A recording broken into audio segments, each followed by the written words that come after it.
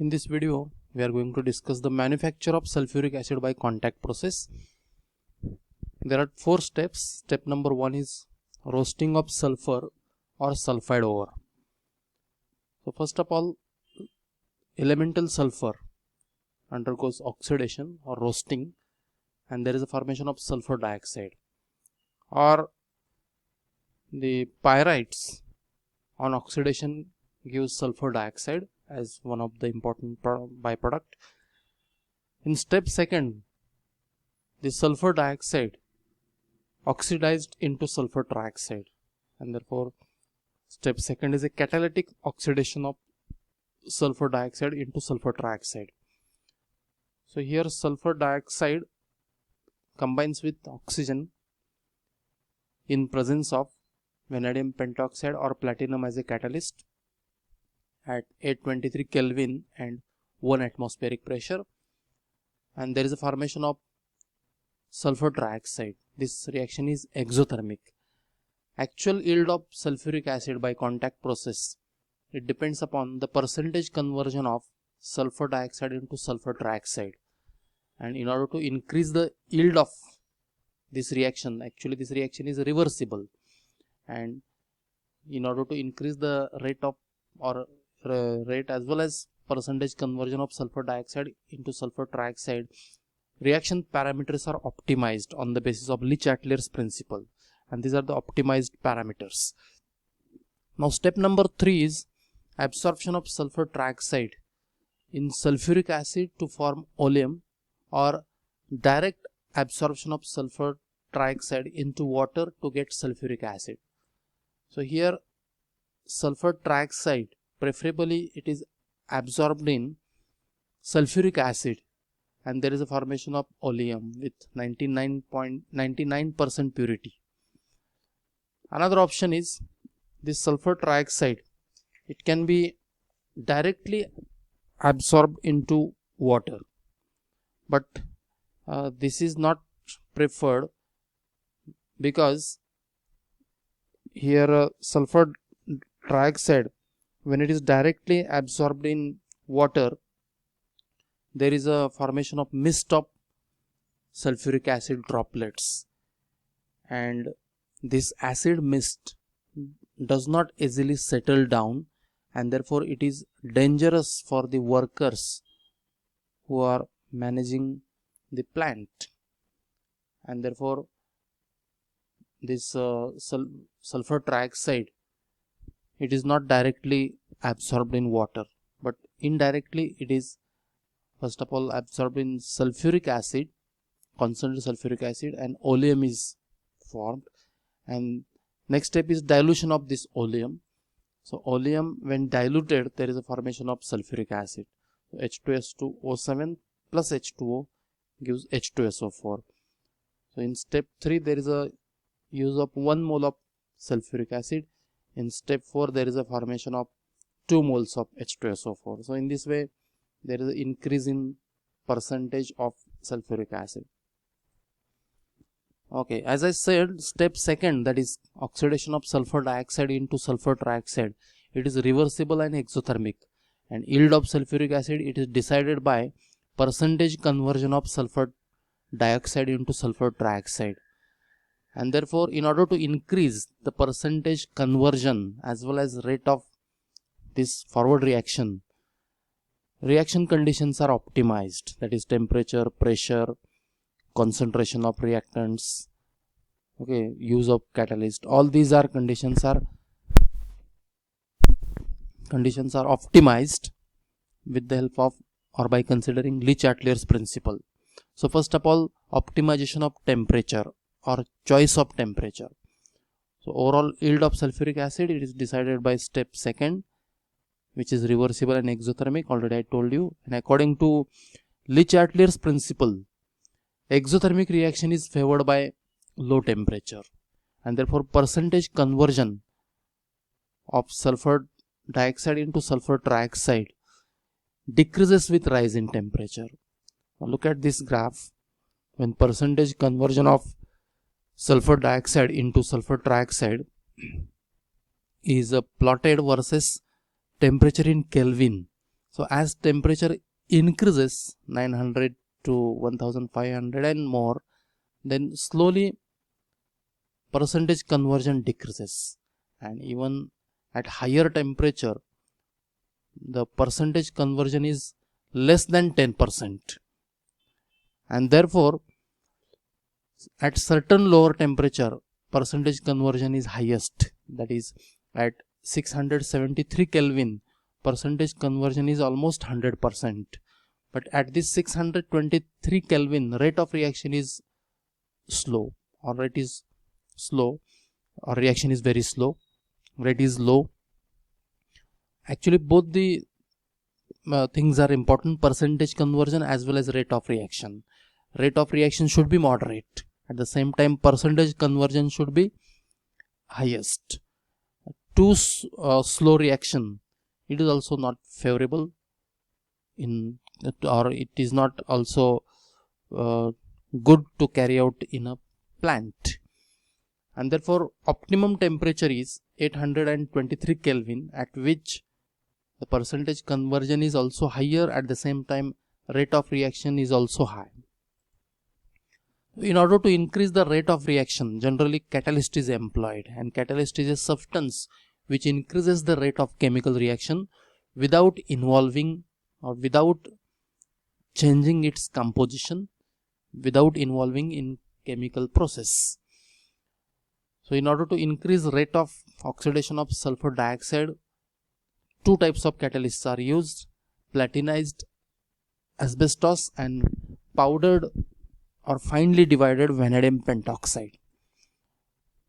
Now when platinized asbestos is used, here platinum, it is able to adsorb the oxygen molecules by means of chemisorption and retain these oxygen molecules on the surface of platinum at higher temperature, certain higher temperature, that is 1550 Kelvin. This is the most important advantage of platinized platinum when used as a, or platinized asbestos when used as a catalyst.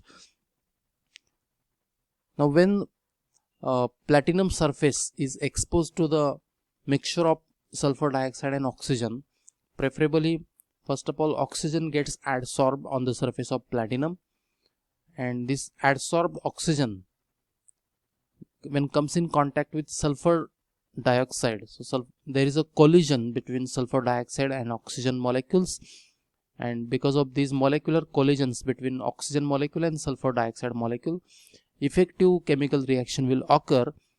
SO2 will react with O2 and there is a formation of sulfur trioxide, and this sulfur trioxide, it is then first of all it gets adsorbed and then desorbed, and in this way effectively SO2 and O2 react and there is a formation of SO3. Initially oxygen gas, it is adsorbed on the surface of platinum to get platinum surface adsorbed with molecular oxygen. Then this molecular oxygen, when comes in, adsorbed molecular oxygen comes in contact with sulfur dioxide, there is oxidation reaction and we get sulfur trioxide, which is also adsorbed on the surface of platinum. Along with there is a adsorbed nascent oxygen. So adsorbed elemental oxygen further combines with sulfur dioxide gas, and again there is oxidation of sulfur dioxide and we get sulfur trioxide, which is also adsorbed on the surface of platinum, and at the end adsorbed sulfur trioxide, it is desorbed and we get the product, that is sulfur trioxide. Here both the processes are important, that is adsorption of oxygen on the surface of platinum, at the same time desorption of sulfur trioxide into gaseous sulfur trioxide. Now both the process are very important. Greater the rate of adsorption of oxygen, greater is the percentage conversion. At the same time, the greater rate of desorption of sulfur trioxide into gaseous sulfur trioxide also increases the percentage conversion. If for a long time sulfur trioxide gets adsorbed on the surface of platinum, the platinum surface will be blocked for oxygen molecules, and therefore rate will drop, and therefore the desorption of sulfur trioxide also very important. Now platinized asbestos, it is obtained by soaking asbestos in 5% platinic chloride solution, followed by heating up to approximately 1500 Kelvin. Here platinum or platinic chloride gets decomposed, and there is a formation of platinum and chlorine. So in this way, the soaked asbestos with platinic chloride, when heated at 1473 Kelvin, there is a formation of platinized asbestos. Now always sulfur dioxide gas is associated with some impurities like arsenic trioxide and antimony trioxide, and when these impurities are present, these are deposited on the surface of platinum, and these impurities reduces the catalytic activity because surface is not available for adsorption of oxygen, and therefore catalytic activity it will drop. This is called as catalytic poison, and therefore there is a need to remove these impurities. So these impurities are removed by using Cottrell precipitator, and one of the important limitation of this platinized asbestos is its expensive nature. Platinum is very expensive, and therefore when platinized asbestos is used as a catalyst, cost of manufacture of sulfuric acid will increase. This is the limitation. So in order to overcome this limitation, vanadium pentoxide is the other option as a catalyst. So this vanadium pentoxide works on the principle of intermediate compound formation. Now here finely divided powdered vanadium pentoxide act as a heterogeneous catalyst for the conversion of sulfur dioxide into sulfur trioxide. First of all, vanadium pentoxide, finely divided vanadium pentoxide solid, when comes in contact with sulfur dioxide, there is a oxidation of sulfur dioxide into sulfur trioxide. At the same time, V2O5 it is converted into V2O4. This V2O4, that is vanadium tetroxide, further combines with SO2 gas and oxygen gas, and again intermediate compound is formed, VOSO4 solid.